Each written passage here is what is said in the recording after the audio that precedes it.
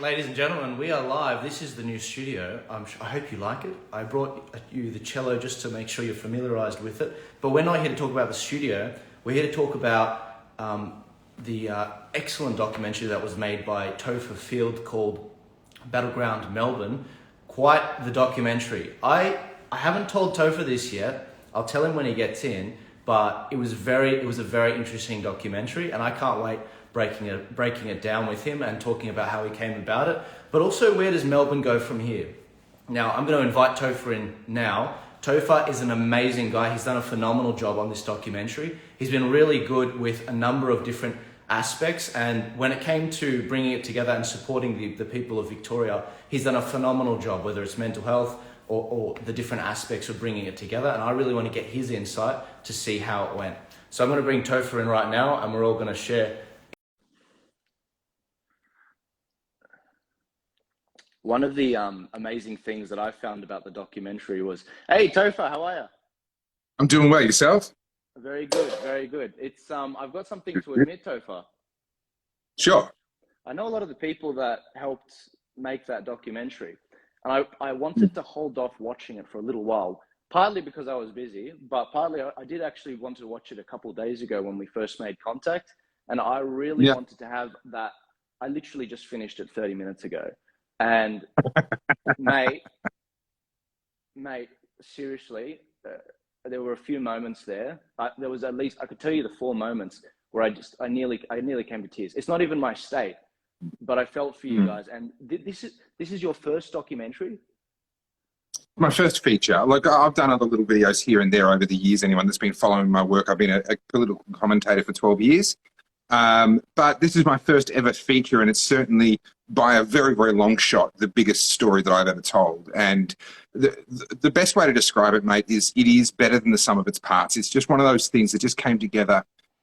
Each and every person involved in the project gave it their all. It was an absolute labour of love for everybody involved.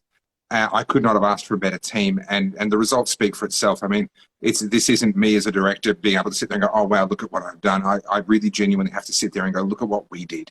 You know, look at what the city of Melbourne did. Look at what the people of Melbourne did. I mean, I couldn't have told their story if they hadn't written that story. You know, I have the privilege of telling the story, but it's not my story. It's their story. They wrote it. I just got to tell it. And then the team that got around me to help me tell it, phenomenal, phenomenal. You did an amazing job, honestly. I can't compliment you more. I thought it was particularly, and you weren't working on pennies and volunteers. I mean, there was a lot of volunteer work, but I think you fundraised. It was hilarious. I don't want to ruin the documentary. This is the thing, guys. You got to go watch the documentary. I'll put it in the description. This isn't just a pitch, guys. It was an amazing hour and 40 minutes. It summarized from Victorians' view, the last 2 years of idiocy. And it's absolutely amazing how crazy things were. I was watching the documentary, and there was literally only one thing I think you guys missed from memory, and it was the fact that Dan Andrews at one point basically outlawed the live streams. And I do believe from memory he started talking with big tech, and he was trying to basically shut these live streams down. And in fact, at one point he even said to the mainstream media, "You can't fly your helicopters over." Correct. So there are actually a lot of things that are gone from the story, and you don't necessarily miss them because you don't notice what isn't there. But for example, do you remember Daniel Andrews' fall down the stairs? Did that hit the news up where you are? Yeah. Okay. It's gone. It's not. You won't find it in the documentary anywhere. You know, along with he tried to ban live streaming. He tried to ban the helicopters showing live footage. When you're trying to take 20 months of complex history for 6.5 million Victorians and distill it down to 100 minutes, there's a lot of stuff that just has to hit the cutting room floor. So I really had to make a decision, make some really, really clear decisions and some pretty hard-nosed decisions at times around what is this documentary about? What is the story? And for me, the story was the heart and the courage of the people of Melbourne and the people of Victoria versus Daniel Andrews, who is just an absolute power-hungry villain, in my view. I regard him as a genuine psychopath, and I don't use that word for shock value. I think if you actually put him through a proper psychoanalysis, you would find that he rates very, very highly as a psychopath. And so for me, that was the story. It was the psychopath premier versus the courage and the tenacity of the ordinary people of Melbourne. And so anything that didn't help me to tell that precise story had to go. And that means a lot of good stuff had to go. There just wasn't time to include everything. Would you ever release an editor's cut? Look, there isn't much more for me to release. I mean, sorry, there's a lot of interview that I haven't used. There were 22 hours of interviews all up. So in theory, I could add a lot more time. Yeah, I could add a lot more time in. But the reality is I've spent the budget. The budget's gone. Just to get it to the point where you saw it. I mean, one of the other reasons why, and you mentioned this, one of the other reasons why it came together so well is that people gave me budget to work with, and I wasn't having to beg, borrow, steal. We were using digital cinema cameras, 6K digital cinema cameras. We were using Carl Zeiss CP2 lenses, for those of you that are into this sort of thing. We had, proper NTG3 shotgun microphones properly set up. We had all of the right gear, and I had the people that knew how to use the gear. I was then able to give my editors 40 days across the team of the three of them. They had 40 full days to work on this project, along with myself alongside them, obviously. The list goes on. That was only possible because of the budget that people gave me. And I can't begin to tell you what a magical feeling it is to be sitting in the middle of this incredible moment where people backed me with their money. The best way to say it is that they put their money where my mouth is. And they gave me the resources that I needed to build this incredible team. And then to watch that team make magic. It's honestly one of the most privileged experiences of my life, was to get to be Johnny on the spot, right in the middle of this just amazing orchestra of incredible professionals yes, they were doing it for the money, they were getting paid properly, and they were therefore doing a professional job. But each and every one of them was also handpicked because of their passion. And it became this incredible project. The like of which I may never work on again. I mean, it's the stars have really aligned. It was a lightning strike, really, is what it was. And there's no guarantee that anything I ever do again is going to be that good. But it did. It really did come together well. Well, I mean, it's your home. And I hope your home never goes through that much pain again. I can see why the stars really aligned on this. I mean, there's a story to be told. I think I seriously, it's so tough because I've been thinking about the future of Victoria, especially after I was down there when the protests were happening with the massive update to the bill. Yeah, go for it, man. That looks awesome. What's that? This is a Mark Twain riverboat. It's called a barber pole. So this has both a Maduro and a Connecticut shade wrapper, the light one being the Connecticut, the darker one being a Maduro. And it just creates lovely, complex flavors. And I'm pairing it with a Lark Wolf 4th edition whiskey. I'm having a swing right now, Johnny Walker swing. I discovered it. I discovered it while I was on holiday, actually, and it's not like Chivas Regal. It's not. It doesn't give you the shivers per se. But when it came to the oh wow, man, it was an amazing documentary. I was stunned for words. Look, it's hard to bring me to tears. I didn't cry at my own father's funeral recently, actually. Yeah, wow. I don't when I see the suffering of people still alive, that's what concerns me. People that have passed, it's like, okay, the pain is done. Ongoing pain, that's a problem. When it's within your power to change something, I got a problem with that. And I just, honestly, you guys did a phenomenal, I know I've said it 3 times already. You've done a phenomenal job. Everyone listening to this should watch that. I can't wait to send this to everyone. Topher, where does your drive come from? You've been at this for a long time. I think I sent you a video from 9 years ago of yourself. You're obviously very passionate about Australia, the Anzacs, our history, the things that make Australia great. What was it that really, drove you to join the freedom movement? Let's call it the freedom movement, but also to work on the documentary like this. Well, really, that's two very, very distinct questions. I would say I began my serious journey away from being a conservative, which is how I was raised, and towards being a libertarian, which is how I would describe myself now. Still very conservative in the personal choices that I would make for myself, but very much a libertarian in terms of how I would view the role of government in controlling or not controlling other people's choices. But that's a philosophical conversation we can have if you're interested. But I grew up as a conservative.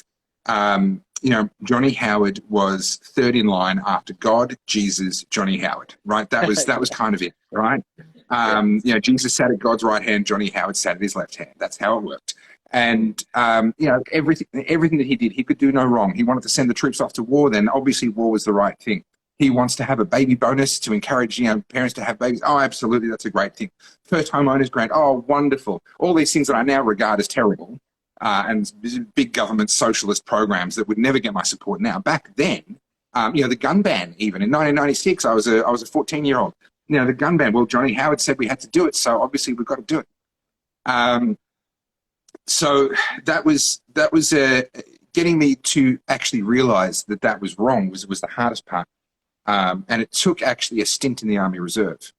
That was actually what shattered my illusion, the illusion of the competence of government and military institute, all of these institutions that you do idolize as a sort of cookie cutter conservative as I was.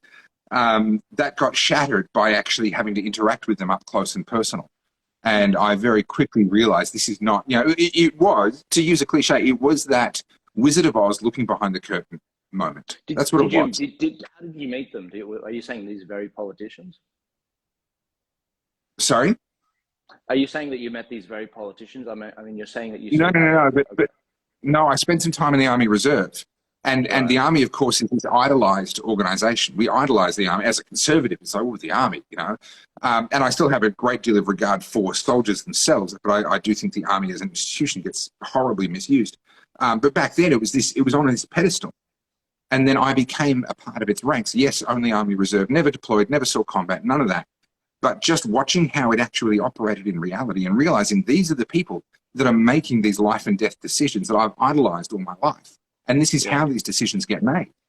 It really it was that seeing behind the curtain moment and realizing that the big, all-powerful Oz was actually just a little dude behind a curtain.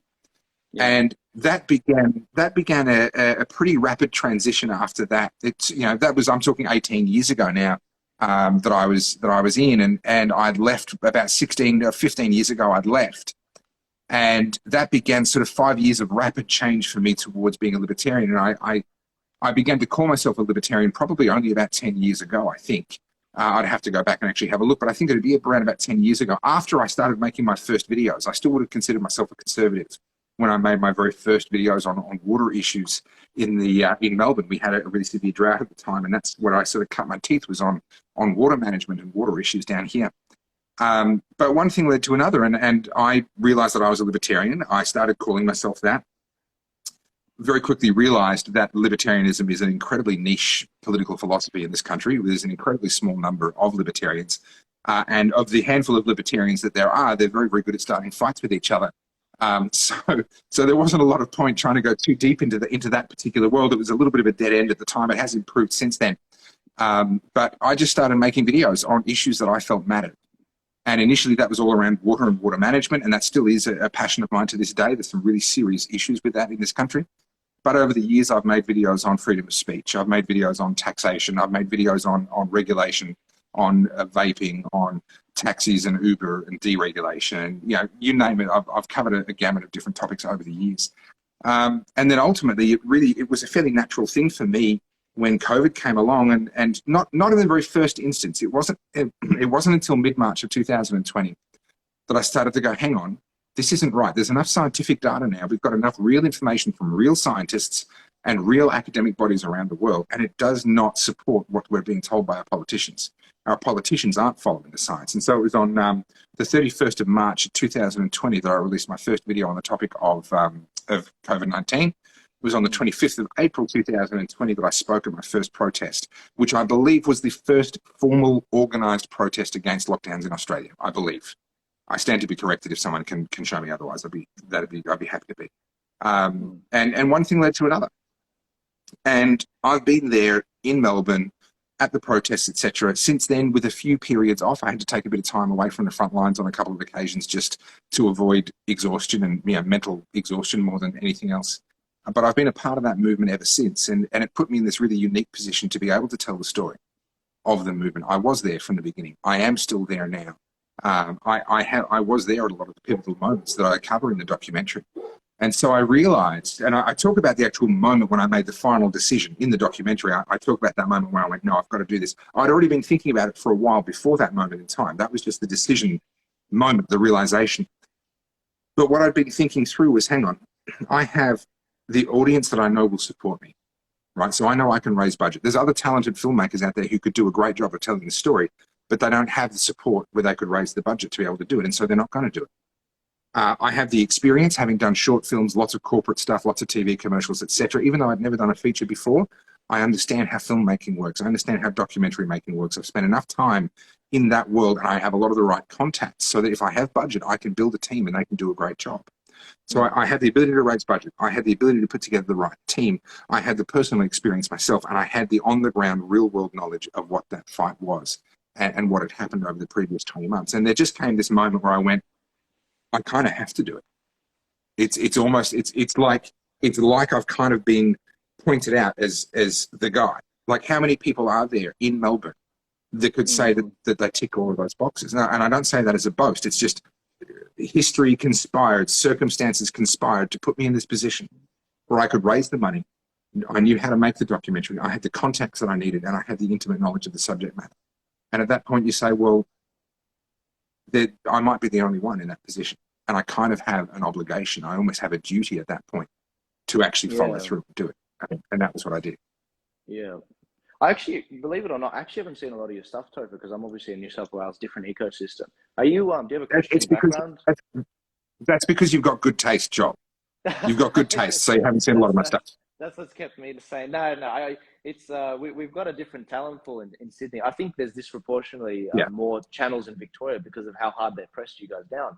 I mean, you, Discernible, Voice for Victoria, I mean, you'd often appear together. And you guys did a phenomenal job. I thought what you guys was excellent.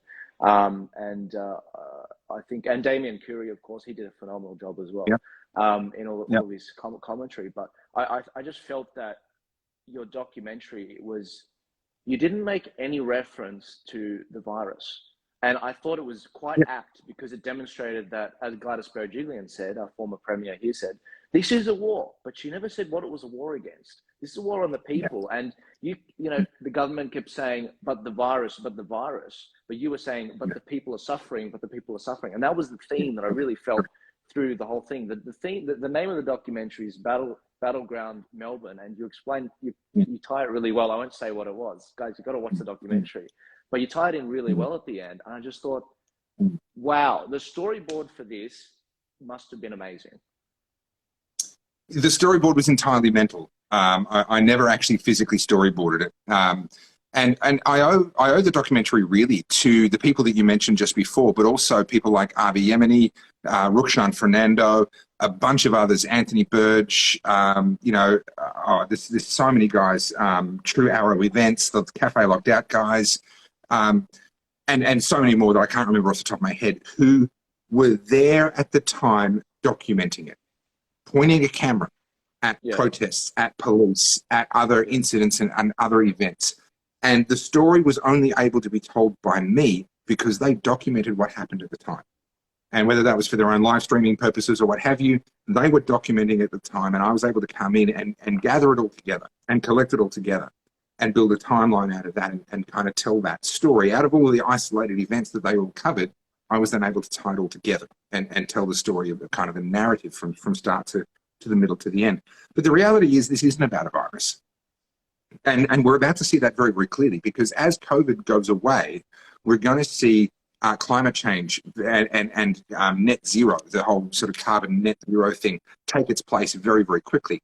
And we're going to see very quickly that a lot of the supposed solutions to climate change, the supposed solutions to achieve net zero, are remarkably similar to the solutions to the coronavirus. It's going to involve you having less freedom. It's going to involve them having more power. It's going to involve you living a smaller life, less travel, less energy usage, less distance. You're going to be in your home a hell of a lot more. The solutions are going to be mysteriously, remarkably similar to this completely different problem. Because ultimately, and without being all tinfoil hat and conspiratorial, ultimately, there is a very popular belief amongst the world's rich and powerful that the common man is consuming too much on the planet and has to be suppressed. That has to be stopped. That has to be reduced. And whether the coronavirus was deliberate, I don't think it was. I think it was man-made. I think it came out of the lab, but I would assume until proven otherwise that it was an accidental leak. But it was seized upon opportunistically by rich and powerful people to then begin to impose on the world their version and their vision of what the world should look like. And that involves a universal basic income. It involves a bunch of other stuff that we're yet to see fully play out.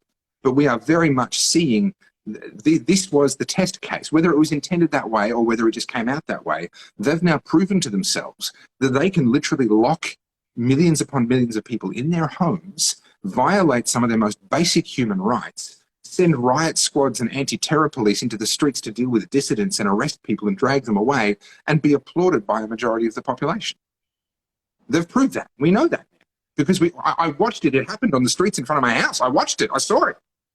And they know that. And so unless we can get people to engage with this fight and to become active in standing up to this stuff, then that's our future. And it won't be because of COVID. It'll be because of the next thing. And then when that exhausts itself, it'll be because of the next thing. Yeah. But ultimately, people with money and people with power want us to live smaller, less happy, you will own nothing and you will be happy, whether you like it or not, kind of lives. That's what they want for us. And they will find an excuse to impose it. Yeah. I just changed my mic over, guys. I hope you can hear me a bit better. Yeah, you've been in this fight for a while, and I think you saw a lot of these underlying problems, and this pandemic is sort of the straw that broke the camel's back. I believe the same thing. I believe in Shari Markson's reporting on the lab leak, and a lot of the work that a lot of American commentators have been saying. And you're totally right. This is just the latest, event that's happened to push forward a certain agenda. The agenda might be pushed forward by the death of George Floyd. The agenda might be pushed forward by climate change. And this is my concern so far. This is my concern. The reason I think that there's been so many commentators and people activated, I mean, there's no doubt you guys had the biggest protests in Victoria, despite New South Wales being a bigger state.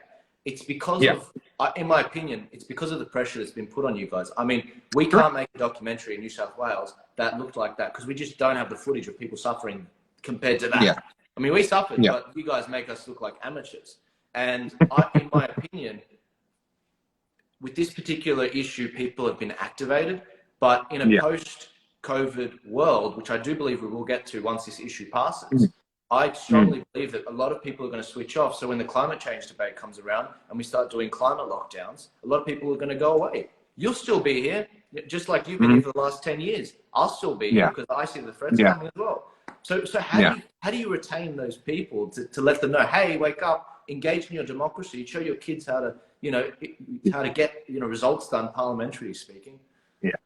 So I have a saying, and it's not original to me, but I don't know where it originally came from. Everyone is a libertarian in at least one area. Yeah. If you talk to them for long enough, you will find at least one area in their life where they go, the government shouldn't do that. They've got no right. They shouldn't have, get them out. Every single freaking person, even the communists that we all have in our lives, they've all got that one area that they've carved out and gone, nah, that's ridiculous. They shouldn't be doing that. Yeah. So, but what that is that's issues-based libertarianism. Now, we've created a new issue that is turning a lot of people into libertarians on this issue, the issue of lockdowns, the issue of government control, vaccine passports, mandatory vaccines, whatever the specific issue may be for them. They're becoming an issue-based libertarian in that one area. The challenge for communicators like myself is to get them to think through the issues to the principles behind, so that by the time this fades, they've become a principle-based libertarian. I'm a libertarian in principle, not just on the issues that affect me or that I'm passionate about. I'm a libertarian in principle. That means I'm going to stand up for libertarian values even where it benefits others and not myself, or it's in areas that I couldn't care less. Personally, it doesn't affect any personal choices, but on the principle of the matter, I'm going to stand up anyway.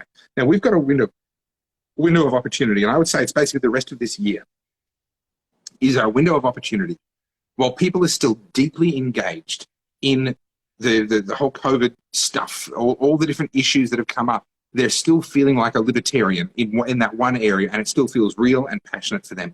We have around about an 11-month window left before that closes in order to turn these people from issues-based libertarians into principles-based libertarians and to inflict some real electoral harm. at a federal level and at a Victorian state level against the major parties, by which I mean the Liberal Party, the Labor Party, the Greens and the Nationals. All four of those have failed the Australian people miserably, in my opinion. And we need to see a massive growth in the vote for freedom-friendly minor parties, the like of which have been standing up where the Liberal Party simply has not. Yeah, I'm a solutions guy, and when I was in Victoria, because I've never been scheduled for a speech in New South Wales. It's always it's been thrust on me at the event, but yeah, going down to Victoria, I feel not like an imposter. I mean, I know the state. I've actually dated a girl in the state before a couple of years ago. I'm quite familiar with the state, but I do feel as an imposter, as someone from New South Wales, having an opinion while I'm there about you guys should do this and that and this and that. Yeah. But at the same time, and so I'm very hesitant to be like, okay, guys, at this point you have lost. But if I was to go that far, I would say that I totally agree. In 11 months, you'll know where the state of Victoria is going. We all have a federal election, most likely in May, for Scott Morrison, and see what happens in the Senate. And the importance of that is, if we actually get up and we get the balance of power, we can veto the bill that was done in Victoria, which we lost on while I was in Victoria, the vote that was done. Correct. If we fail on a federal election, for Victoria, you've got your November election, which you mentioned in the documentary. That's your opportunity to throw Dan Andrews out. But this is the problem. When I was down there, I didn't know the MP, Catherine Cummings, but she heard that I was in Victoria. She'd seen my segment with Captain Graham Hood, the Qantas pilot who resigned. It was actually the only segment where I teared up, actually. And he's a good guy. Graham Hood is a great guy. He's a phenomenal guy. I'm so glad with what he's doing. So she saw some of my segments, and she wanted to invite me, like a good host, to Victoria, to the Parliament. And I was so honoured for that. I'd never been invited to the New South Wales Parliament, let alone the Victorian one. And so we went in there, and I just went back right down to it. I said, all right, what are you going to do on a state level? How are we going to solve these problems? How bad is the voter fraud? Because I know this is the worst state with voter fraud. And she told me exactly how bad it was. And guys, we got a bloody task on our hands. Now, I'm the face of Turning Point for Australia, and I'm dedicating a lot of resources to help you Victorians out, because, as you said, these issues are infectious, and I don't want to see them come to New South Wales. We're probably in the safest state right now, especially with Dom Perrottet in power. But things can turn around real quick. I mean, he's only got one seat majority, and there's by-elections next month. This is my question to you. I don't know how to phrase it. Victoria has a lot of different elections coming up. How do you think they're going to vote? If the election were held today, I'm reasonably confident that Daniel Andrews would be re-elected, which is terrifying. And I've been very open and upfront about the fact that if Daniel Andrews is returned to power at the end of this year, and I've been saying this for well over 6 months now publicly to my audience, that will be my cue to leave Victoria. And there's a story that I've told numerous times on my channel, so I'll give you the very brief version of it here, because I know some of my people will be watching and they'll just roll their eyes and be like, oh, this one again. But it's important. I was in Venezuela in 2014 with my wife. We were in Caracas for a week when it was the most dangerous city in the world outside of a war zone. And we were at a jazz club. It's such a bizarre place because there is such poverty. They can't get bread. They can't get butter. There are kids suffering malnutrition, right? But at the same time, you can have a great night out eating, if you've got a little bit of money, eating antipasto platters and sipping expensive cocktails, listening to some world-class jazz musicians. It's just, it's so freaking weird to have both of that happening on the same city block simultaneously. But we were in this jazz bar, and I got chatting to an older Venezuelan gentleman who was just in the next little table. He spoke enough English, and we started talking, and we went deep. It was just one of those conversations where we went deep instantly. He got my wavelength, and we just went deep. And it ended in a conversation where he told me all about how hard he had worked to try and stop Hugo Chavez from getting power, to try and stop socialism from destroying his beloved Venezuela. Now, for those who don't know, if you rewind about 60 years, Venezuela was in the top 10 wealthiest countries on earth. It was at one time the wealthiest country in the Southern Hemisphere, way wealthier than Australia. Forget about it, not even a comparison. Yeah. And in 60 years, it's now down, listed alongside places like Zimbabwe, South Sudan. You know, there are kids dying from malnutrition and, you know, medical complications as a result of malnutrition. That happened in 60 years. And he fought to try and stop Chavez from getting power when it was at the 80s or so. And he gave everything into that fight. But what he never did was made a plan B, a plan to get out if he lost that fight. And there was a look that came across his face that I cannot describe, and you're just going to have to imagine.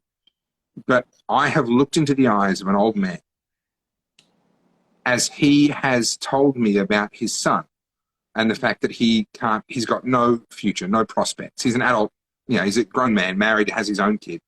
His son has no prospects for the future. Will never get a job because he's blacklisted, because his dad, the man I was talking to, was actively opposed to socialism, etc. Starting a business and running your own business was an impossibility. It just wasn't even possible. And as a result, he had seen, this man that I was talking to had seen his grandson developing symptoms of malnutrition, not being fed properly. And no matter how hard the whole family worked, they couldn't provide enough to feed a growing boy. Yeah. And to look at his face as he said that the one thing that his one regret was that he never made a plan B. He gave everything to the fight and nothing to what he would do if the fight was lost. And I made a commitment in that moment, looking at his face and seeing an expression on an old man's face that I hope never to see again. I made a commitment that I would never be that man. I'm a fighter by nature, not a physical fighter. I'm not interested in that, but I will fight for what I believe is right. It's burnt into me. It's baked into me. It's a part of who I am. But I will never do it to the point that my children and my grandchildren end up having to suffer because I didn't actually know when to walk away from the fight. And I've been very clear with my audience now for actually probably over a year now that I think about it, that if Daniel Andrews wins in November and the Victorian people say, hey, yeah, we like this, we want more of this, please continue, then at that point I'm calling time. I'm saying, okay, Victoria, if you want to be the California of Australia, you go for it. You be that place. But me, my family, my kids and their grandkids, we're going to find somewhere else to live. Yeah. And there's a very high probability that somewhere else won't actually be in Australia at all. Right. See, I know that a lot of Victorians, do you mind me asking where you would go? So, very likely to somewhere in the Caribbean, at least as an interim step, because residency is easy. Deposit a few $1,000s into a bank account, you've got permanent residency there. Passports are relatively easy. A couple of years, you've got a passport, or a couple of $100,000, which we don't have, but so we would do the couple of years. But if someone has that sort of money, a couple of $100,000 in a couple of months, you've got a passport. And the Caribbean passports open up instant permanent residency in a huge number of countries. So you can go to Mexico, you can go to Colombia, you can go to large areas of Europe outside of the Schengen zone and just get instantaneous residency. You can just show up, show the passport, and they go, hey, welcome, come on in, live here as long as you like. So we would be looking at the Caribbean as a staging area, I guess, for a couple of years to then decide where in the world we want to live. Now, let me be really clear. I absolutely love Australia. And until COVID came along, the thing I used to tell people whenever I traveled, I'd say to people, the more I travel, the more I love Melbourne, right? The more time you spend in other parts of the world, the more you realize that being born in this country, as I was, or even for those that immigrated, coming to this country is like winning the lottery, or it was, right? But we can't be so romantically caught up in what we were that we fail to see who we're becoming. And that's what concerns me. There are so many parts of the world where they have a cultural memory of oppression, Eastern Europe being a big one. Parts of Central and South America, it's more patchy there, but there are areas there where they have a deep cultural memory of what oppression looks like, and they never want to go back. And they will fight tooth and nail to make sure they never do. Here in Australia, I think we've had it too good for too long. We don't know what that looks like. We don't know what that feels like. It's happening in front of our eyes, and we're failing to recognize it. And so I think unless the Victorian people get real smart real quick, then we're going to have to suffer for a couple of decades before we learn that lesson, because we're not learning it from the rest of the world. We seem doomed to have to repeat their mistakes in order to learn that lesson. Yeah. It's a hard admission. It really is. I never told people what got me activated. I know this is an interview about me, guys, but No. You go, please. Look at so. Have you heard of John Anderson? Do you know John Anderson, former? Yeah. Former former deputy prime minister. Yeah, under John Howard, he was excellent. Yeah. He was probably the last best national. He does fantastic interviews now. John, if you're watching or if you happen to know Joel, look me up. I'd love to have a chat. Yeah, I'll tell him about. Actually, I'm going to send him your documentary tonight. I'll send it to him. Amazing, thank you. He was one of the first people that actually got me activated in politics. Okay. My university in 2018, they were trying to make me.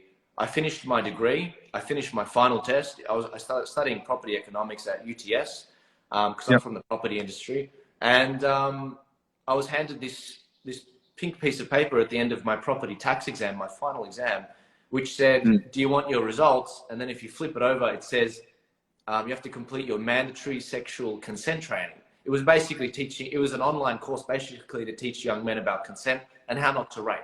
And I was like, I don't think I signed up for that. I don't think I signed up for you to hold my results because of this course. And so I said, I'm not doing it. And I tweeted it. It was my first tweet. I've never gotten as many likes as that tweet. It reached 200,000 people. And I'm so censored on Twitter, I don't even bother. So when it came to the actual, or the pushback, this somehow made its way to John Anderson. And he got in contact with me and he picked up the phone. And we ended up having coffee. And later on, he ended up, I think it was early 2019 or late 2018, he had an interview with Peter Hitchens, and this is why I'm bringing it up. Yeah. Peter Hitchens is a massive cynic about where the world's going. He's a Christian, and he says, if you want hope, you come to the wrong shop. If you want a hope, look to eternity. And to an extent, he's right. You know, we're always doing He's right. He's right. He's 100% right. But hearing a guy with as much information and knowledge and wisdom, I mean, who the hell am I as a 24-year-old? I was 22 at the time, 21 at the time. I was like, who the hell am I to stand up against Peter Hitchens, who saw the fall of the Soviet Union, to actually be like, yeah, you know what, I can turn this around. I feel like that's young and ignorant. So to hear him say, there's no hope, there's no point in hoping for it, it was such a fascinating discussion between John and Peter Hitchens. And I've asked John about this discussion. I was on the phone with him right after it happened. And I said, John, and I'm not kidding, guys, this isn't like, I don't get any honor by saying this.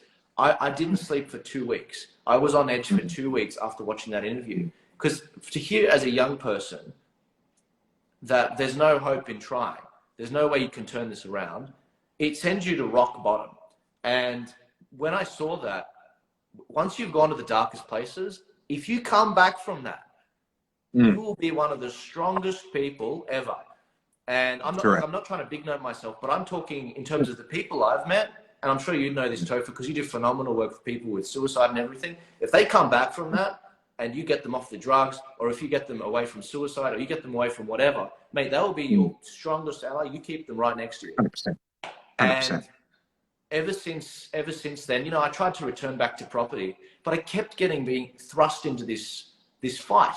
And what really pushed me over the edge was when I lost my job in property mid-2020. And I was like, you know what? Screw you guys. This has become revenge. I'm going to make sure we replace you in the media. I'm going to make sure we replace politicians that push these mandates and these unlawful restrictions. And we're going to put people in that we would trust and that have intellectual honesty, something that you guys don't have anymore. And I'm bringing this up because I feel like hearing from you saying that you're prepared to go overseas, I feel like that is what activates people, because it's the reality that I get it, guys. We've had 30 years of economic growth uninterrupted. Now it's changed. But we can lose this. In fact, we have lost it. And if it continues to go down this path, just like California, you're going to have people like Dave Rubin leaving, Ben Shapiro leaving, all of these conservative commentators leaving, and they're going to go to freedom states like Florida, like Texas, like, you know, I think Nevada, Nashville. But the point is, in New South Wales, I do feel like we're building quite a stronghold of freedom fighters here. And the reason I hesitate to say to Victorians right now, come and make your home in New South Wales, I feel like there's a selfish element. I want you. We actually still have a fighting chance in Victoria, and until November, I won't be making a call on that. But we can turn this country around. We can, and you've covered a lot of ground. Can I go back to the Peter Hitchens conversation? Sure. All right. Sure. I would challenge his theology. Right. There is a school of theology in Christian thought that believes that we're headed towards an inevitable total breakdown of society. All the prophecies of Revelation are going to come to pass, and it's all just going to be, the whole world's going to go to hell in a handbasket. There is another school of thought in theology that looks at Revelation differently and says that actually a number of those things have already come to pass. They came to pass when the temple was torn down. I think it was the year 30 AD or there. I don't remember exactly, but shortly after Christ, and that actually what we have a responsibility to do as Christians is to actually be engaged in the world and to be actually trying to make a difference and trying to make the world a better place. Right. I don't know who's right. Okay, right. I don't know which of those theologies is correct. I'm going to do a great job of sitting on the fence here, saying I don't know. But here's what I do know: every single Christian and every single human being, whether you accept the lordship of Christ or not, we are called to be good stewards of what we have been given. I have been given years of life. I have been given a brain. I've been given hands. I've been given basic human resources, and it is my responsibility to be a good steward of those. And so I am going to engage in this fight, and I'm going to try and make a difference and try and make the world a better place. And if it turns out that it's all futile because it's all going to hell in a handbasket anyway, and that first group of that first theology is correct, well, so be it. But I will still be a good steward of what I was given, right? And if it turns out that they're wrong and that the other school of thought is actually correct, then my time will be very well spent and may very well be rewarded with some actual progress in life. So that's where I kind of stand on that. I have a responsibility. It doesn't matter. It doesn't matter what the future of the world is. I have a responsibility to be a good steward of what I've been given. And I will do that by trying to make the world a better place. Whether or not I succeed is secondary. The fact that I am there and I'm using what God gave me to try and do that is what I believe actually matters in this particular case. Yeah. So in terms of Victoria specifically, we've been given, I think, the best opportunity that we will ever be given. Again, I can't predict the outcome. I don't know what the future of Victoria is and whether the Victorian people just love their chains so much that they're going to vote for the dictator again. Maybe they will. But here's what I know. We will not have a better opportunity than COVID. COVID and the political overreaction to COVID has jarred so many people out of their sleepy comfort, out of their, I don't pay attention to politics, they're all the same anyway, all those naive excuses that we used to be able to make so glibly, right? What they're realizing is that just because you ignore politicians does not mean that politicians are ever going to ignore you. That this stuff is actually going to affect your life, whether you choose to ignore it or whether you don't. And people are beginning to get angry and beginning to get engaged in a way that was unthinkable 2 years ago. I used to get so frustrated by the apathy. Well, guess what? That apathy for still a minority of people, but a significant minority of people, that apathy has been thrown off and they're starting to get engaged and they're starting to fight. We will never have a better opportunity than to have COVID happen for 2 years before a year in which we have a federal and a Victorian state election. From Victoria's point of view, this could not have lined up any better for us. And this is our best shot. So people ask in practical terms what they can do. And here's my answer. This is my opinion on that. I believe that the Labor Party, the Liberal Party, the Nationals and the Greens are all complete basket cases. And I've seen a number of people join those parties to try and change them from the inside. And inevitably the party changes them, not the other way around. Right? Yeah. I am of the view that our best shot, you mentioned the balance of power in the Senate a minute ago. I think our best shot is to try and achieve a balance of power in the lower house, which is much more difficult.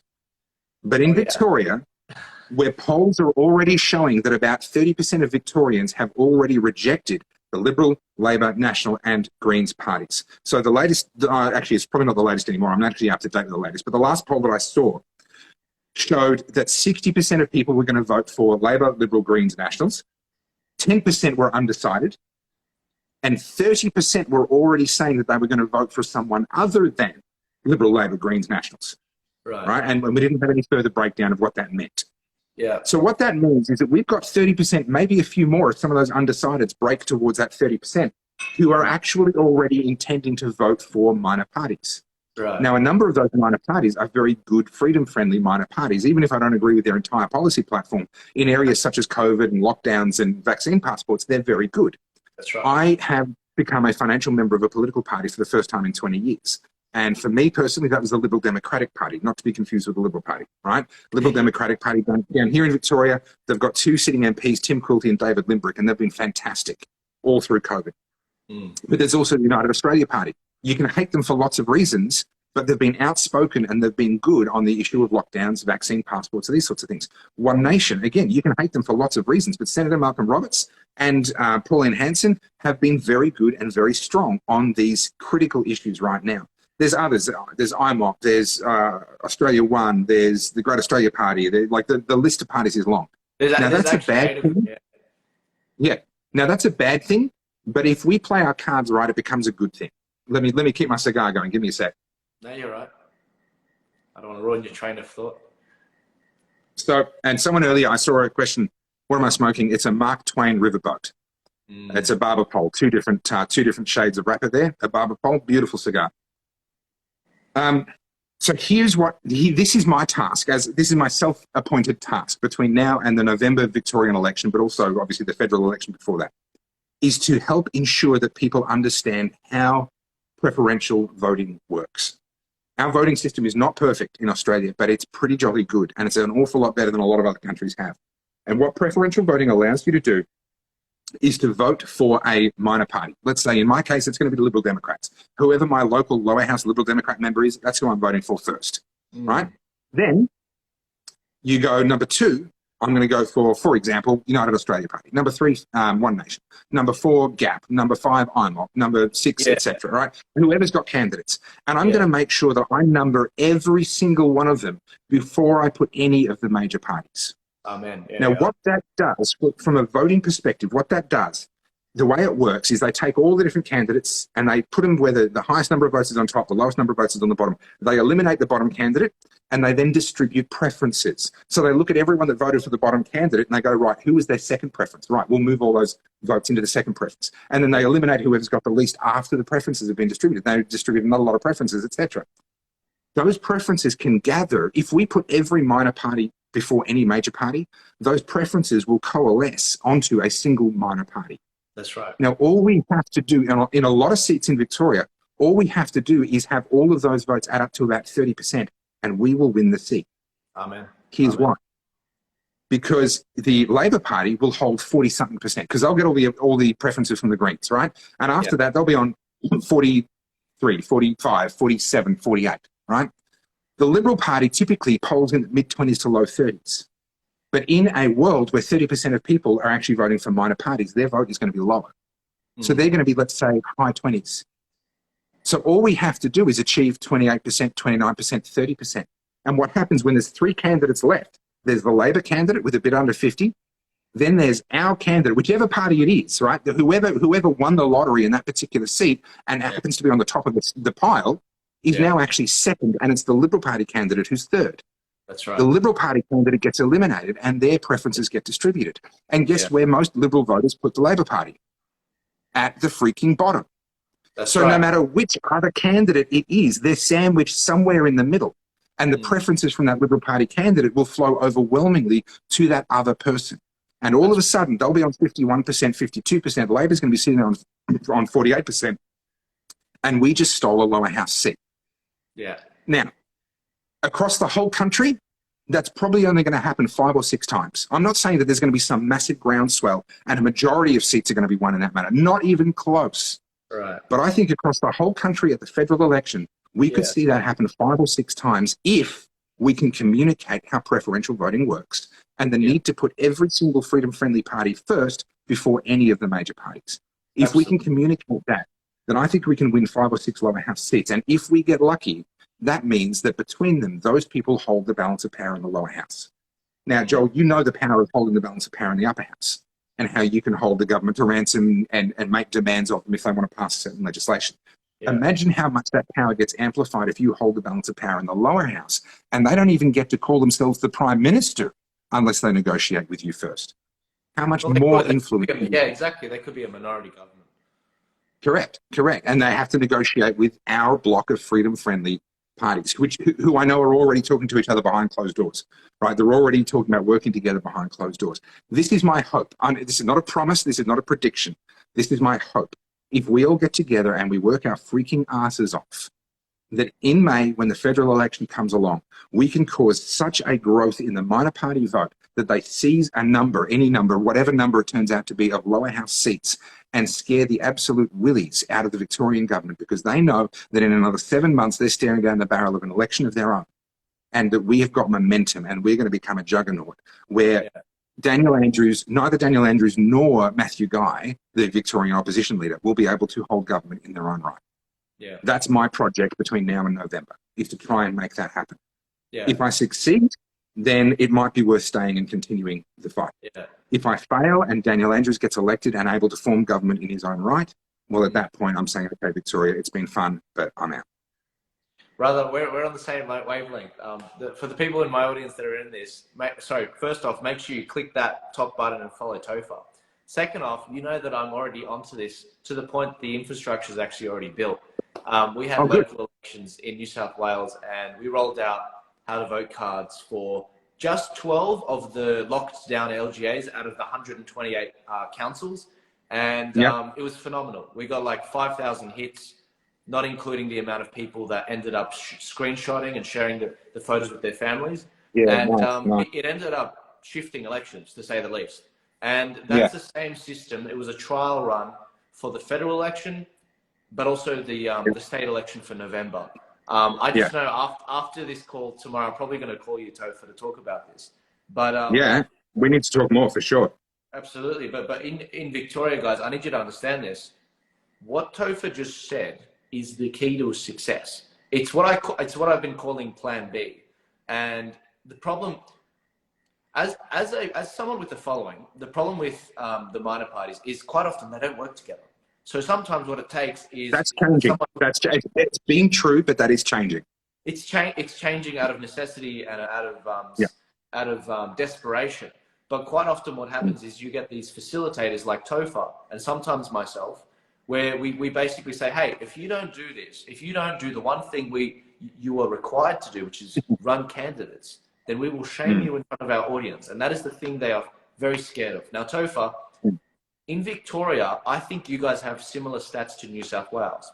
In our local elections, and you're going to like this, the highest I saw in the Bankstown electorate, which was an electorate we ended up putting how to vote cards for, there was a 38% informal vote, which is people who voted no candidate or they threw their ballot out. There was 38% of people who were not impressed by the candidates and they threw the vote out. That's supposed to be more like 2.5%. Yeah, that's right. People are pissed off, and people are disgusted, and rightly so. People are disgusted by what politics has become. But we need people to not vote informal. We need the minor parties to put up good candidates that actually deserve people's votes, and then we need people to actually vote for them. And don't let perfect be the enemy of good. Yeah. Don't sit there and say, oh, look, I almost agree with them, but you know what? They're wrong on that one thing, so I can't give them my vote. Listen. You've spent your whole life voting for Liberal or Labor or Greens or Nationals or whoever you voted for, holding your nose for those assholes who have completely screwed you over. Don't help them by getting upset or getting too picky about who a minor party puts up in front of you. Yeah. Accept that everyone is imperfect. Yeah. All right? I'm imperfect. I hate to break it to you, Joel. You might not be aware of this, but you're imperfect too, okay? And every single voter is imperfect and every single candidate is imperfect. Stop looking for perfection. Amen. Understand the fight that we are in and back the people that could actually change things. If the definition of insanity is doing the same thing over and over again and expecting a different result, what does it say about you if you're going to vote for the same thing over and over again and expect a different result? If you want a different result, change how you vote, talk to your friends, get them to change how they vote, and let's get behind all, not just one. Don't pick just a favorite. Yes, pick a favorite. But then get behind all of the freedom-friendly minor parties. Make sure you put them all above any of the major parties. And in that way, we give ourselves a fighting chance. I agree 1,000,000%. The freedom parties, what makes them freedom parties is they have to pass a bar. Now, guys, we're not, as he said, we're not looking for perfect. We're not, Jesus Christ died 2,000 years ago for our sins. That was perfect. If you're looking for a perfect man, that was him. all fall short of the glory of God. And when it comes to what's going on with the bar, what makes a freedom party a freedom party? When I define 8 parties as freedom parties, this is the bar. And I actually articulated off the spot on the 24th of July protest in Sydney. No vaccine passports, no vaccine mandates, no lockdowns, and basically freedom of choice, essentially. Get out of our lives. Stop telling us what to do. Now, when it comes to what's going on in the country, that's the bar that the candidates have to take. The moment they step out of that line, we don't have a freedom candidate, we don't have a freedom party. The moment our political parties, and this is the important point, Topher, remember that little electorate I told you about, 38% informal votes? There was not one freedom party that ran there. Not one. And I lambasted them. There were candidates in a number of these electorates where the freedom parties did not even put someone in there, and I gave them people to actually run there. All they had to do was slap their logo on, and they were a freedom candidate. So this is the point. If freedom parties do not run candidates, they're no longer freedom parties.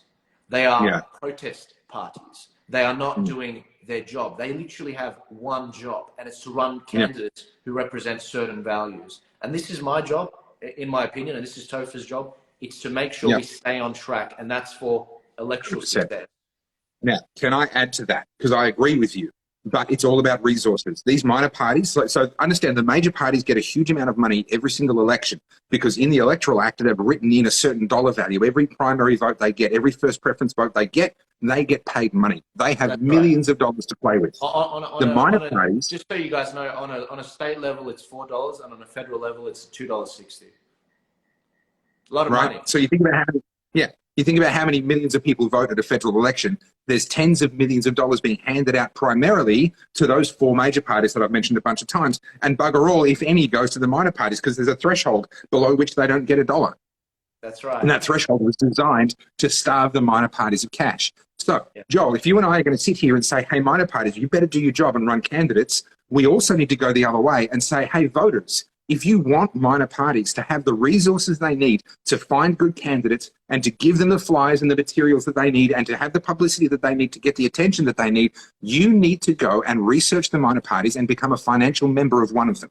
Okay? In my case, I picked the Liberal Democrats. You pick the one that aligns best with your values. All right? It's more important that you pick one of them than that you pick the one that I said. I don't care. You just pick one. And then go on their website and find where you can volunteer. Right? Whatever talents and skills you have, they are always short on manpower, whether it's stuffing letterboxes or standing on polling booths or coordinating volunteers.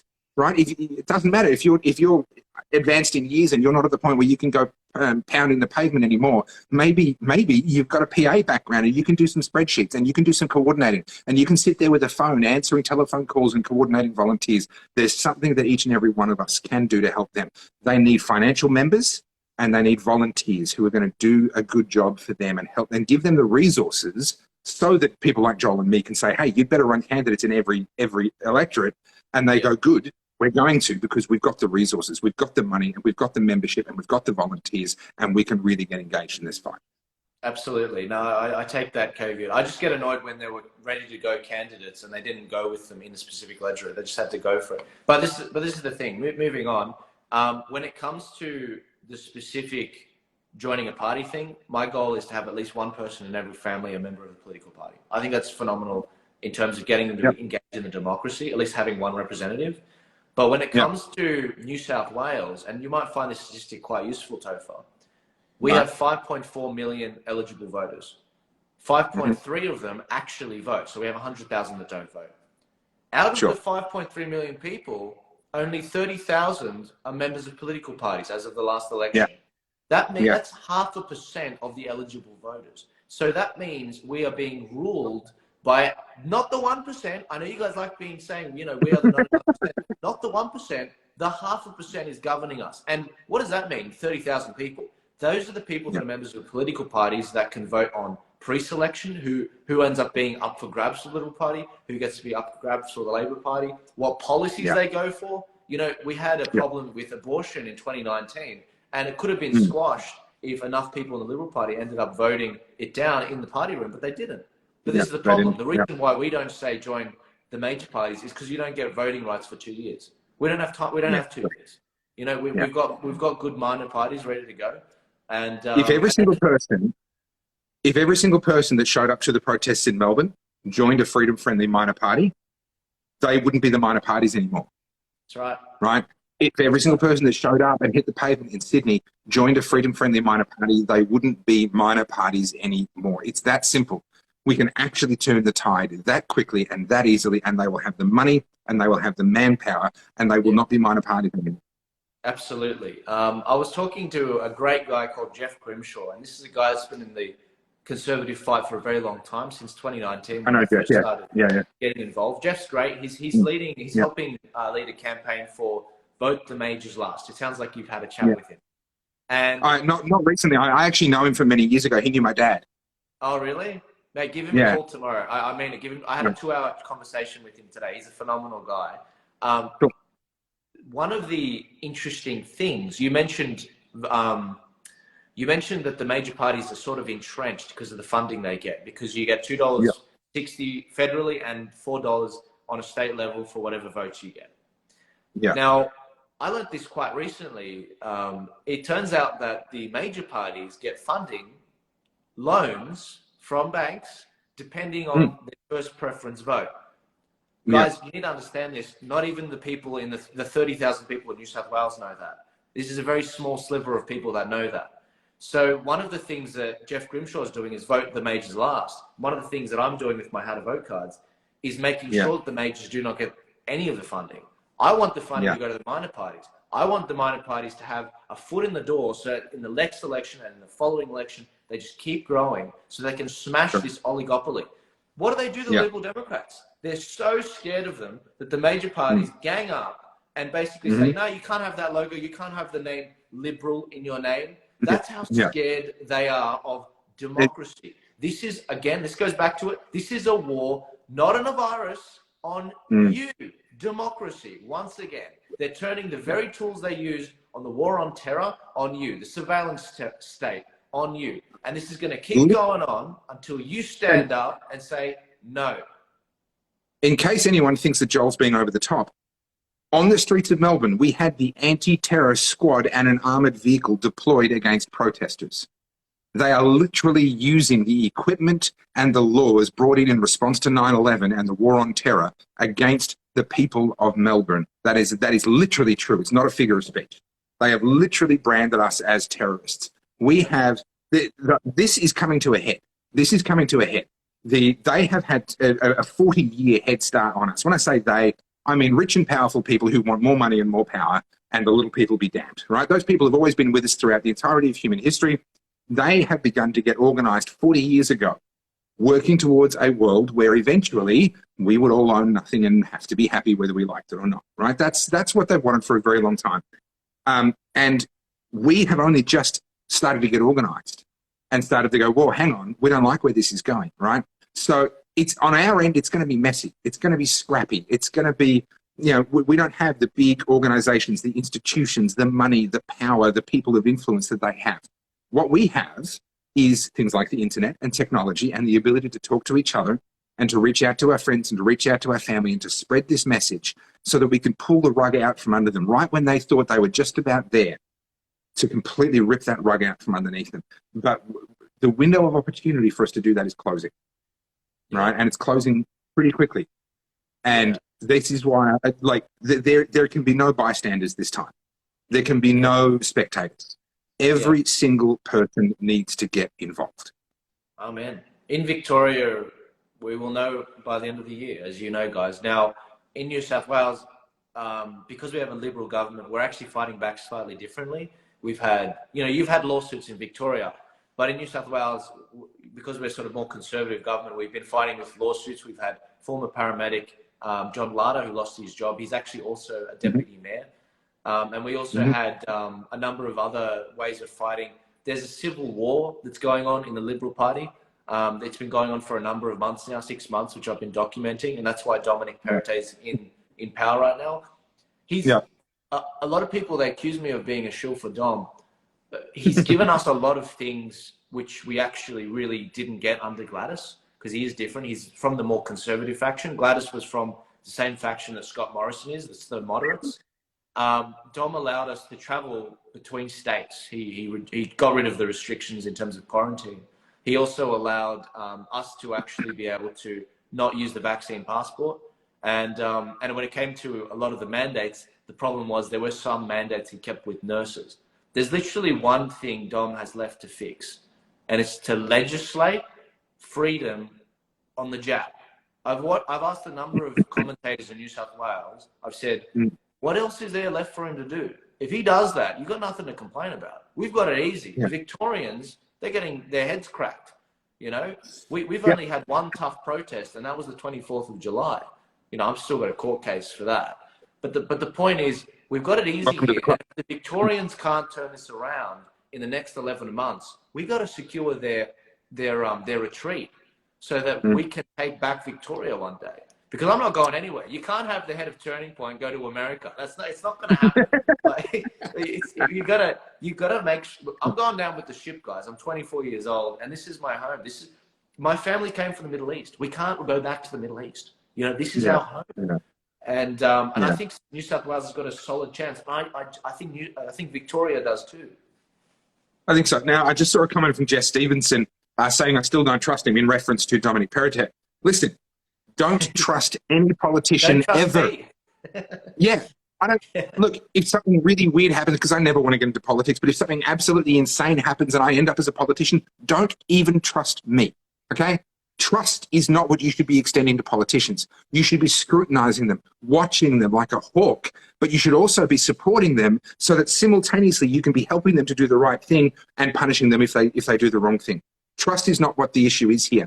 It's about more people getting engaged and involved to hold these people accountable. Now, let me give you an analogy that will make sense to some people, maybe not to others. I apologize if it doesn't make sense to you. But I was involved. I spent 7 years as a forklift driver in a logistics warehouse. So all the fruit and veg that went to Coles came through us. And the union was trying to be really active there and trying to agitate lots. The problem for them was we actually had really good pay and really good bosses and really good conditions. And most of us were really happy. And we didn't really see the need for the union to be arcing up all the time. And what they used to do to try and get more members and so forth is they would point to the warehouse across the road from us where they were on minimum wage. They didn't get treated well at all. And they'd say, look, that's what we would be like, you know, if it weren't for the unions. We need to go on strike on behalf of them. They're fighting for better conditions and better pay and blah, blah, blah. And I had a chat with a union rep, one of the ones that I could actually talk to. And I said, listen, if we treat our bosses as though they're a bunch of assholes, they have no incentive to continue their good behavior, right? If we treat them the way that we would treat them if they were terrible, they have no incentive to be good. Yeah, right? That's right. So we actually need to change our behavior based on how a politician is behaving. We need to reward them when they do the things that are good. We need to punish them when they do the things that are not. But we can't actually do that if we're not engaged with them at some level. If we're already not a part of their life, if we're already out of the game, then all we're doing is shouting from the sidelines. But if you're a member of their party and you're showing up to the branch meetings and you're involved at an administrative level and you volunteer on polling booths, then all of a sudden you're actually in the game. And now when enough people in your position start to say, not on my watch, this isn't why we voted for you, this isn't why we pre-selected you, now suddenly you've actually got some influence. You're in that game. Right? So don't stand on the sidelines and whinge about politicians. Whinge about them by all means, because they're terrible. Almost all of them are absolutely awful. But don't do it from the sidelines. Get in the game. That's right, absolutely. And it goes back to this, guys. For the last, 30 to 40 years, some people say longer, the constitutional types, we're trying to undo 30, 40 years of damage. The reason why Topher 9 years ago was able to pick up on the rot that's happening, it's not because he's a clairvoyant. It's because he saw the trends. He knows history. You know what, Topher, I'll leave you with this. The COVID-19, it's not an IQ test. I always found that insulting. It's a history test. It's a history test, and no one knows their history. What's going on in this country was perfectly predictable. This is the fourth turning, and that's an idea that I've explained in the past. Are you familiar with the fourth turning? Of course you are. I'm right at home. The fourth turning is the idea, guys, that this fourth generation since the World War I has basically or something major happens. So in America, if you were to use America as an example as a country, Every time there's a crisis, there's a few years of peace, and then there's a massive crisis after that because people grow fat, lazy, and they forget the lessons of the first crisis. In America, 80 years ago, they had the World Wars. 80 years before that, they had the Civil War. 80 years before that, they had the War for Independence.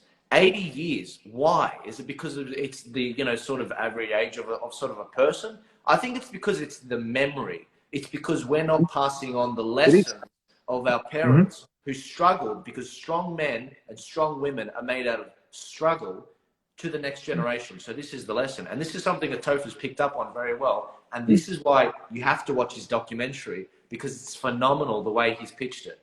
It all comes back to education. You are being manipulated because you do not know your history. You do not know how your government works. You do not know how to get the results you want that are in your interest. Topher is a guy that is trying to empower you on a personal level, so you can enact change for your family, yourself as an individual, and you can advocate for yourself. That is exactly what I'm about as well, and Turning Point is about, and that's exactly what's going to turn this country around. It's self-empowerment, it's educating you, and it's showing you exactly what you can do. And let me give you another stat. In Australia, the biggest e-petition we've gotten was 500,000 votes. The biggest petition us, freedom fighters got, it was 309,000 signatures. It was that the vaccine rollout must abide by the Nuremberg Code. The biggest e-petition for us. Did you guys know that before the internet, before e-petitions, they were getting 2 million signatures on their petitions? How did they get it? They didn't have the internet. What were they doing it? And you know this, Topher. It's because of the churches. It's because they had interconnectedness. It's because they had community. We don't have that. We are undoing 40 plus years of damage. We're not going to undo it in 3 years. We're not going to undo it in 1 year. We've got a lot of work to do. And, if you want to, as Topher said before, we're not all perfect, but my God, we just need people to pass the freedom bar, which is no vaccine passports, no lockdowns, and freedom of choice when it comes to where you're employed and how you're employed. And that's the reality. Yeah, I've seen a few questions asking where the doco is. So you can search for Battleground Melbourne on YouTube. Make sure you were logged into YouTube at the time. It's been age restricted because of the violence in some of the scenes. It's real world violence. It's what actually happened on the streets of Melbourne. There's nothing particularly gory. Don't worry about that. But it's real, and it is at times a bit brutal. So they've age restricted it. So if you're not logged into YouTube, it won't show up in the search results. The other way you can find it is to go to battlegroundmelbourne.com. It's embedded in that page. Scroll down a little bit. It's embedded there. You'll either be able to watch it there, or it may require you to sign in. I'm not actually quite sure about that, but you'll be able to find it at battlegroundmelbourne.com. We're doing a re-release soon. The audio wasn't perfect in the release that we did. I had a deadline to meet, so we just had to go with it. We're refining the audio and making a few other tweaks and adjustments and refinements to the documentary. That'll be coming out early next week in 4K with improved audio and a few adjustments to some of the titles and so forth. And yes, for those that are asking, closed captions are on their way. We will have closed captions in English, and then we have a heap of volunteers who are going to be translating the captions into multiple different languages that we will make available on YouTube as they become available to us, so that we can get this message out worldwide. Because as much as this is the story of what happened in Melbourne, what's happened in Melbourne is happening all over the world to one degree or another. In Canada, they've got it really bad. In France, they've got it really bad. In Sydney, you haven't got it quite as bad, but as Joel said, I mean, you're only a by-election away, right, from potentially being thrust right into the middle of a street battle like what we had here in Melbourne. So please watch the documentary, please share it, please spread it. The entire world needs to learn the lessons and to understand where hope does lie. There's a lot of people who are feeling despair. There's a lot of people that feel like there is no hope. But if you watch Battleground Melbourne, you'll understand why I'm still optimistic, why I still have hope. And I'm not going to spoil it, but if you watch it, by the end, you'll understand. There were at least 4 times where you said that same line, where you said you were encouraged by the people of Melbourne and they came together. Hey, don't spoil it. I won't spoil it entirely, but guys, you gotta watch it. Honestly, you gotta watch it. It'll be in the description here. I'll have it in the link in my bio on the Turning Point link. Cool. And it's also in my bio as well. I forgot about that. Yeah. It's in my bio. Yeah. If you're not following Topher already, click that. That'll drop down. If you're watching live on Instagram, and go follow him and check his bio out. And you know, this documentary has almost reached 400K views. I mean, this is coming out of Australia. He's doing better than a lot of the mainstream programs that go over that period of time.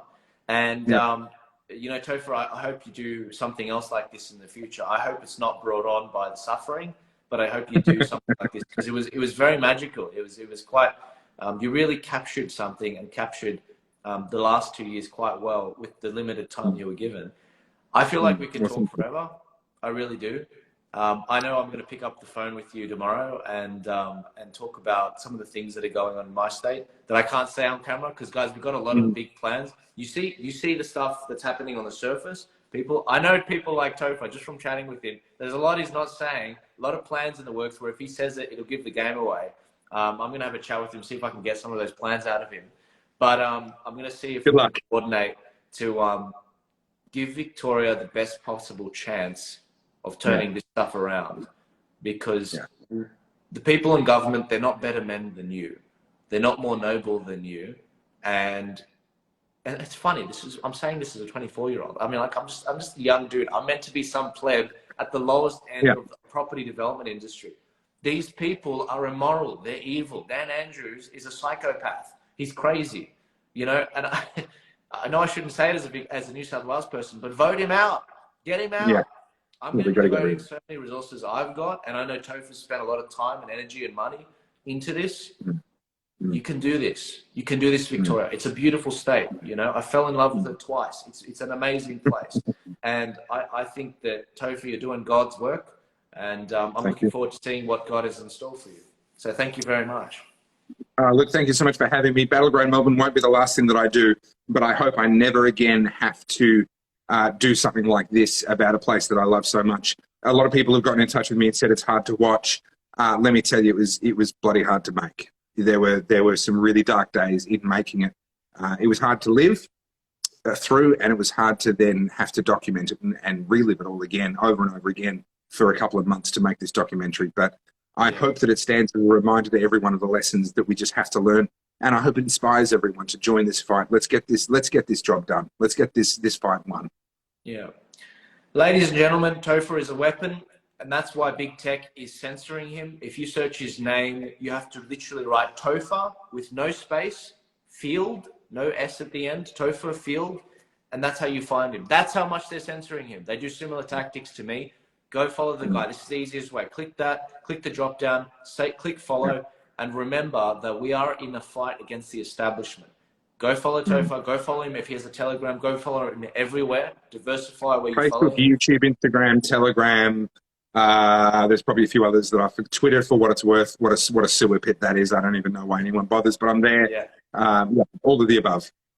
Awesome. Topher, I'm going to have you back sometime soon. I get the feeling we could talk forever, but I'm going to end it there before we get too far into the bottle. Thank you so much. Joel, a word of warning. My record is over 4 hours in a single live stream. So that was with George Christensen. So really? Just be careful what you volunteer for. All right? If you let me off the chain, you give me an inch, I will take a mile. Mate, I can keep going. I don't mind. But George Christensen, was he on the? Did he keep the clock running as an MP? Did he just keep going? No, he wasn't in filibuster mode at all. We talked for over 4 hours, and then we talked until after 1 o'clock in the morning. After we'd signed off the show, we were just chatting. It was through StreamYard, so we could keep talking afterwards. We talked till after 1 o'clock in the morning. Really good guy. I had a great time chatting with him. He's a legend, and I wish he was running again in the upper house, but in the lower house rather. But that's okay. We've got other plans for him in the different states. But Topher, thank you so much. I'm going to call you right after I end this live. But this has been an absolute pleasure. Thank you for bringing this together. And remember this: a true leader uses nothing but what they are to unite many to achieve good, and that's exactly what you've done with this particular documentary. And I take my hat off to you, and God bless you. You too. No worries. I'll see you guys later. Thanks for tuning in. First live. I hope you like the studio. I'll be coming out with a bunch of different segments, especially for the parents that are wondering how they can protect their child and keep their finger on the pulse with their schools so they don't get jabbed without your knowledge. This is happening in Canada. This is happening in a number of other countries where they're getting jabbed, where they take the kids away let's see if we can turn this around. Thank you guys so much. Thank you, Topher. Thank you, you guys. And I'll see you tomorrow. Take it easy.